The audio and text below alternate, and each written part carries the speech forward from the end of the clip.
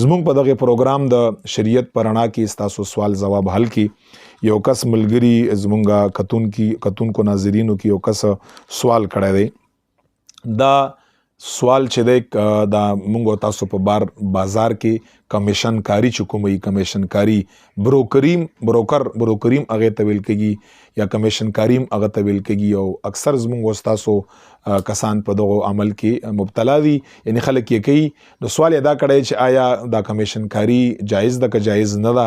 دا بروکري چې کوم د جایز ده که جایز نه ده. او دغه چې کوم سوال کړی دا سوال کړی خصوصي طور باندې وی چې زه یو گاډو بارګین دی د گاډو شوروم دی بارګین دی دا خدای د بل چا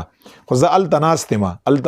نو هغه د ګاډي چې کوم ولاړ دی د هغې چې کوم مالک دی د بارګین یا د شوروم وی چې هغه ماته وایي چې ته مونږ له ګاک راوله یعنی ګاک مونږ له پیدا کوه چې چا څه ګاډی په کاري دا مونږ سره ګاډي ولاړ دي ته مونږ له کس راوله چې دلته ګاډي شته دی په خیرټ باندې چې څه ته مارکیټینګ ویل کېږي مونږ لیې کوه خپل کوشش مونږ به تاله د هغې پیسې ورکوو کمیشن کاري چې څه ته د هغه به تاله مونږ درکوو. او دی یې چې آیا ما دپاره دا کار جایز دی که جایز نه دی کمیشن کاری. نو دا یاد لره شرعاً د دغې مسئلې جواب دا دی چې په بروکرۍ کې یا په کمیشن کاری کې چې په حلال کار کې په جایز کار کې په هغې کې هیڅ قباحت نشته دی, بالکل جایز ده ځکه دا تاله دا پیسې دا د خپل محنت پیسې درکوي له دا کوم شرور دی سوال یې کړی دی که انسان په دکان کې یا په هوټل کې یا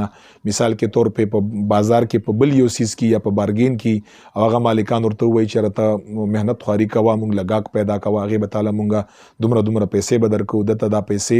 میلاوږي په خپل محنت باندې ورته میلاوږي په سټرګل کوشش باندې ورته میلاوږي او هغه چې ګاډی خرچي په هغې کې څه معلومې پیسې یا ولا معلومي پیسې ورکوي دومره پیسې به تاته میلاوږي دا کمیشن دی په دغه کار باندې اخلي. بالکل که دا کمیشن کاری ده که په نورو حلالو جایزو کارونو کې کمیشن کاری ده شرعاً هیڅ کوبحه پکې نشته دی, بالکل جایز ده دا انسان ته د خپل محنت او د سټرګل هغه پیسې میلاوږي. خو چې دا کوم کار کې دی لګیا دی کمیشن کاری دا کار شریعت طور باندې جایز او حلال کاری څه ناروا کار نه هیڅ خبره په هغې کې نشته, بالکل جایز ده.